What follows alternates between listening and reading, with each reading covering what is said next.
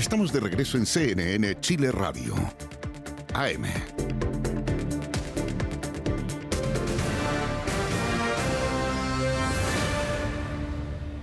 10 de la mañana con 8 minutos. Vamos a actualizar información internacional a esta hora, con el foco puesto en Brasil, también en lo que está ocurriendo en el contexto de la guerra entre Rusia y Ucrania. Isel Guerra nos trae las noticias del día. ¿Cómo estás, Isel? Hola, Seba, nuevamente. Sí, comenzamos esta revisión internacional con estas declaraciones que ha pronunciado durante esta jornada el presidente de Ucrania, Volodymyr Zelensky. Sí. Ya lo adelantábamos más temprano.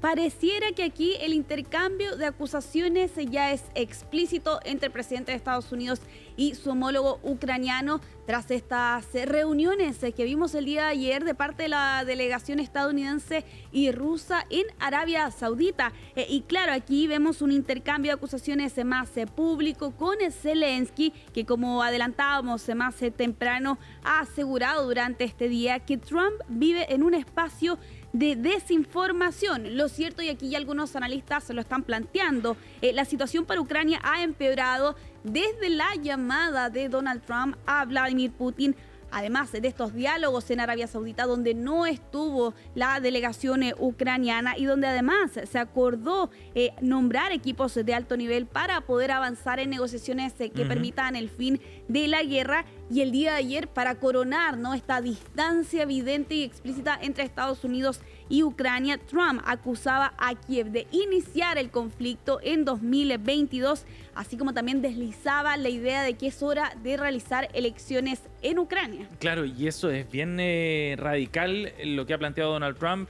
Está encadenado, por supuesto, a las señales que se dieron la semana pasada, pero de alguna manera es incluso reescribir la historia reciente, digamos, de la guerra, Claro. ¿no? Cuando culpa a la víctima, en este caso Ucrania, de haber iniciado la guerra, y cuando empieza a intervenir incluso en aspectos de la política interna ucraniana, pareciera tomar derechamente la retórica de Rusia y llevarla o hacerla propia como si fuera la de la Casa Blanca. Bueno, eso es precisamente lo que han estado planteando en estas últimas horas los analistas, ¿no? Vladimir Putin hasta hace algunas semanas atrás seguía siendo un paria internacional y sin embargo ahora, y lo vimos también durante el día de ayer, era sentada su delegación liderada por el ministro de Relaciones Exteriores, Sergei Lavrov, para reunirse precisamente en un encuentro de alto nivel. Y ojo con las declaraciones del día de ayer de Donald Trump, no solo desliza la idea de que es Ucrania bajo la misma retórica y premisa que planteaba Rusia, ¿no?, en los días de la invasión del 2022, sino que también Trump hace alusión precisamente a la política interna. Dice, sin presentar pruebas, que Zelensky tiene apenas un 4% de respaldo. Hay algunos sondeos más recientes de meses atrás que plantean que Zelensky nunca ha bajado el 50% de aprobación. Pero también hay que tener en cuenta algo, y es lo que ocurre en Ucrania, ¿no? En rigor, Zelensky debió haber terminado su mandato en mayo del 2024. ¿Por qué no han sido convocadas las elecciones? Bueno, porque existe una ley marcial precisamente en Ucrania, producto de la guerra. Vamos a revisar parte de esas declaraciones que pronunciaba el día de ayer Donald Trump, dejando explícita el distanciamiento con Ucrania y ese acercamiento con Rusia. Cuando quieren un lugar en la mesa, ¿no tendrían los ucranianos que decir algo como «hace mucho tiempo que no tenemos elecciones»? Eso no es un reclamo solo de Rusia, es algo que yo digo y que también dicen muchos otros países. Pero hoy oí que decían «no nos invitaron». Bueno, ustedes llevan allí 3 años, no deberían haberla empezado nunca, podrían haber llegado a un acuerdo. Bueno, ahí Trump también hace alusión a los años que lleva este conflicto, ¿no? Claro. Ya se van a cumplir 3 años. El mandatario estadounidense plantea que por qué antes no se habían conseguido acercar posiciones entre Rusia y Ucrania. Y eso haciendo una respuesta, ¿no?, a lo que más temprano también señalaba Zelensky, que ellos no habían sido invitados a estas mesas que se estaban llevando a cabo el día de ayer. Y esto yo me imagino que empieza ya a cortar derechamente los puentes de negociación entre Estados Unidos y Ucrania directamente. No son palabras a la ligera, Claro. ni mucho menos. Pero además refleja claramente que Estados Unidos está del lado ruso. ¿A qué me refiero? A que ya no solamente se le da la opción a Rusia de transformarse en un interlocutor válido, lo que de por sí ya podría haber sido considerado un error, sino además se entiende que el planteamiento ruso es el correcto, se entiende que la mirada rusa respecto a la guerra es la correcta y por lo mismo se toma partido derechamente por uno de los dos bandos, en este caso por el del agresor. Claro, y además a eso se puede añadir, por ejemplo, que algunos analistas durante esta jornada se han planteado si es que Ucrania está cerca de perder a Estados Unidos como un aliado o si ya lo ha perdido del todo. Y claro, eso también puede responder también a las declaraciones que hemos conocido durante este día de parte de Zelensky, ¿no? Donde la frase que queda es que Trump vive en un espacio de desinformación. Allí cuando entrega estas declaraciones, el mandatario ucraniano señala, ¿no? Desafortunadamente el presidente Trump, a quien tengo un gran respeto por él como un líder de una nación a la que respetamos mucho, a un pueblo que siempre nos ha ayudado, desafortunadamente vive en este espacio de desinformación, haciendo alusión que no necesariamente son premisas que responden a Trump, sino que al círculo precisamente que rodea y esa cercanía que se ha visto evidenciada con Rusia en estos últimos días. En esas mismas declaraciones, Seba también hace alusión a lo que hemos estado conversando en otras oportunidades, ¿no? Las tierras raras, que es una de las exigencias que Trump también ha planteado en estos últimos días y lo mencionábamos la semana pasada también. Trump aseguraba que Ucrania le debe 500.000 millones de dólares. Bueno, Zelensky ha reducido esa cifra bastante en este último mensaje. Dice que no son más de 67.000 millones de dólares y que él no va a vender nuestro Estado. Esas eran las declaraciones que también entregaba durante este día Zelensky. Vamos a revisar parte de ese mensaje que entregaba durante esta jornada del presidente ucraniano y a la vuelta vamos a seguir analizando también allí las repercusiones que tiene estas declaraciones. A ver. Si alguien quisiera reemplazarme ahora mismo, diría que no lo conseguirá. Como estamos hablando del 4%, hemos visto esta desinformación. Entendemos que viene de Rusia. Lo entendemos y tenemos pruebas de que estas cifras se están discutiendo entre Estados Unidos y Rusia. Por desgracia, el presidente Trump, tengo un gran respeto por él como líder de una nación a la que respetamos mucho, al pueblo estadounidense que siempre nos apoya. Desafortunadamente, vive en este espacio de desinformación. Creo que Estados Unidos ayudó a Putin a salir de años de aislamiento.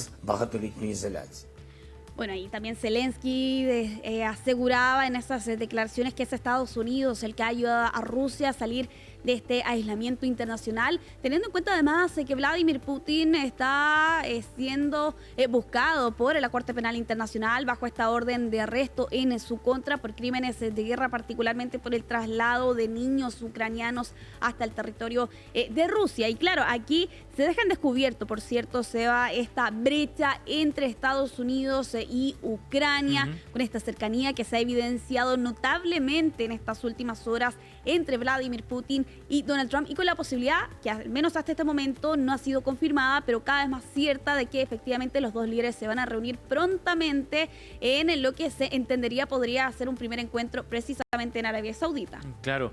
Respecto a esta situación en la que cómo se empieza a configurar el mapa de negociación, de una eventual negociación, de partida uno entiende que la posibilidad de que Ucrania acepte los términos en los que se está trazando la negociación es bien remota.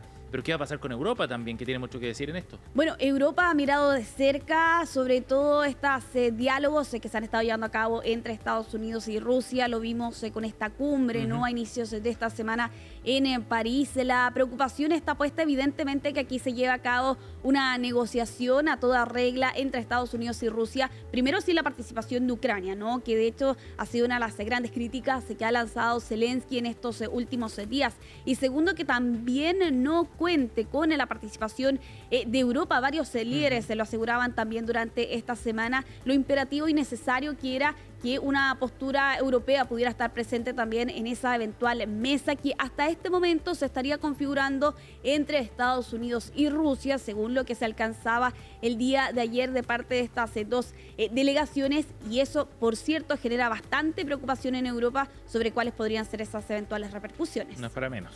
Vamos a avanzar en esta revisión internacional. La mirada está puesta en Roma, particularmente en el Hospital Gemelli, ¿no? Donde ha estado estos últimos 5 o 6 días internado el Papa Francisco. El día de ayer se conocía una actualización respecto de su estado de salud.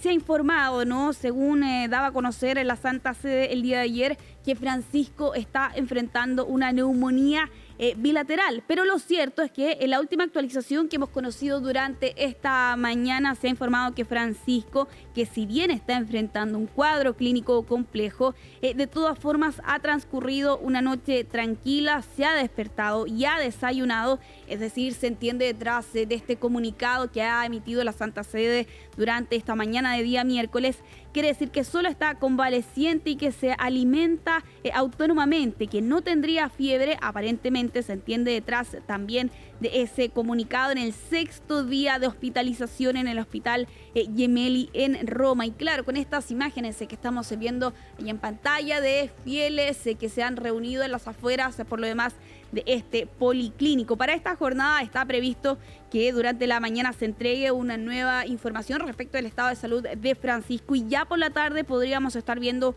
un parte médico. Todo esto debido a este cuadro que comenzó siendo un caso de bronquitis. Estuvo 10 días aproximadamente atravesando esta enfermedad antes de que finalmente fuera hospitalizado el pasado 14 de febrero. Durante esta semana también conocíamos que estaba enfrentando una infección polimicrobiana, que se había entregado aquí corticoides precisamente para poder hacer frente a este caso. Y claro, el día de ayer conocíamos que estaba enfrentando esta neumonía bilateral, que es una infección que inflama a los sacos aéreos de uno o de ambos pulmones. En este caso es bilateral, por tanto son ambos. Y claro, aquí hay algunos especialistas italianos que plantean que su estado es delicado, pero con la terapia adecuada y con buenos médicos tiene posibilidades de salir adelante, aunque claro, hay un factor de riesgo y es la edad. Por supuesto, y hay que pensar también en el estado en el que queda después. Puede recuperarse, pero luego habrá que ver cómo es el proceso post-enfermedad, en qué condiciones queda,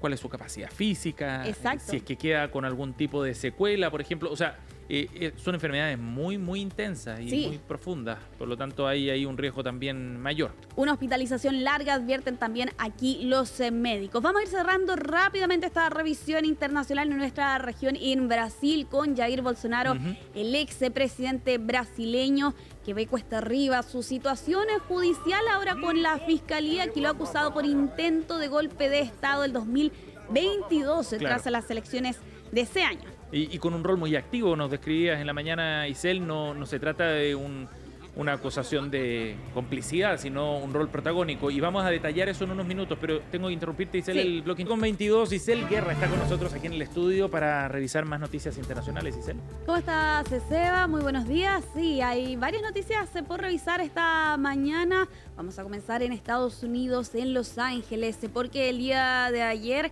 el rapero A$AP Rocky era declarado no culpable de este juicio que estaba enfrentando en estas últimas semanas por 2 cargos graves por uso de un arma. Y claro, estamos hablando de este artista de 36 años, cuyo nombre real es Rakim Myers, pareja de la cantante Rihanna, con quien tiene 2 hijos, y que estaba enfrentando esta acusación de la justicia, que finalmente el día de ayer lo ha declarado no culpable o inocente en rigor por este ataque con pistola a un antiguo colega hace 3 años atrás en un tiroteo a las afueras de un centro comercial en Hollywood en noviembre del 2021. Todo esto en una pelea precisamente en este lugar que parcialmente fue grabada por una cámara de seguridad. A$AP Rocky estaba enfrentando 2 cargos, uno por cada de estos disparos que había recibido este hombre, quien señalaba que una de estas balas lo rozó sin dejarle daños graves,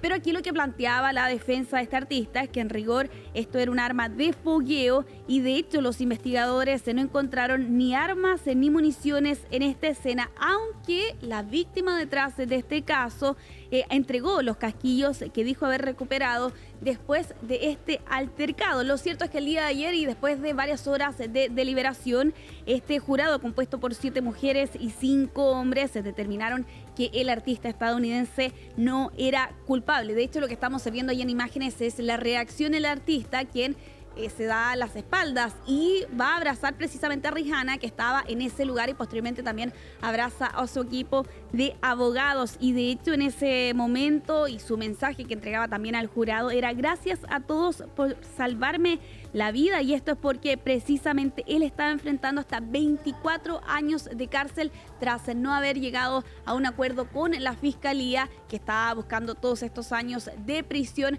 para este artista estadounidense. Una condena altísima la que arriesgaba, ¿no? La posibilidad de ir a la cárcel hubiera sido una situación bien dramática para un artista además muy popular. Sí, exactamente, y no solo para su figura, sino que también para la de la cantante Rihanna y empresaria también. Y de hecho fueron varias semanas de este juicio, 13 en rigor, audiencias que comenzaron el pasado 24 de enero y que se extendió hasta el viernes recién pasado, en este caso que se remonta al 2021, pero él en particular, que fue detenido en abril del 2022, cuando estaba regresando desde un viaje de las Bahamas con Rihanna. Él posteriormente fue liberado tras el pago de una fianza de $500,000, pero claro, en estas últimas semanas se estaba enfrentando también allí a la justicia bajo esta acusación de 12 cargos graves por disparos perpetrados contra un antiguo colega a las afueras de un centro comercial y hotel en Hollywood a finales del 2021. No culpable, entonces, es lo que ha determinado este jurado de 7 mujeres y 5 hombres, quien por lo demás, y lo estábamos viendo allí con esa emoción que dejaba en evidencia frente a las cámaras, y claro, también con estas declaraciones al jurado: gracias a todos por salvarme la vida. Vamos a ir cerrando esta revisión internacional con estas imágenes. Se llegan desde Japón. Fuertes nevadas que han tenido que sortear en estos últimos días. Lo vemos ahí en las imágenes, Seba, por lo demás, ¿no? La gran cantidad de nieve que ha caído en el centro de Japón en estos últimos días, particularmente en Niigata, que, ojo, en esa zona del centro de la nación asiática han caído durante este invierno hasta 3 metros de nieve. Impresionante las imágenes. ¿Es habitual estas nevadas tan fuertes allá en Japón? Son habituales, pero no a este nivel. De hecho, ahora se complica un poco la situación porque viene un frente frío acompañado allí de un clima invernal que va a hacer bajar aún más las temperaturas que se ha visto en estos últimos días en esta zona de la nación asiática. De hecho, sin ir más lejos, los pronósticos hablan de hasta 70 centímetros más de nieve en las próximas 24 horas, particularmente en la zona de la costa, lo que hace bastante difícil por lo demás el tránsito por esta zona de Japón. De hecho, allí lo estamos viendo también en las imágenes, teniendo que retirar la nieve que queda apostada en los vehículos. Claro, completamente cubiertos los vehículos, sin posibilidad de sacarlos, al menos no tan fácil, ¿no? Y bueno, obligando también a la intervención de maquinaria para despejar las vías, pero me imagino que esto trae otros problemas también, cortes de servicios básicos y otras cosas. Claro, exactamente, y con la dificultad de desplazamiento para los millones de japoneses en esta zona, cuando ya se está acercando también por allá la primavera, ¿no? De hecho, sin ir más lejos, prontamente también en Japón se ve el florecimiento de los cerezos, por ejemplo, también parte de lo que va marcando la temporada en el país asiático. Ahí en el hemisferio norte lo están pasando mal con este invierno que ha estado bien duro en distintas zonas. Es verdad. Gracias, Isel. Que estés muy bien. Que estés muy bien. Nos vemos. Chao.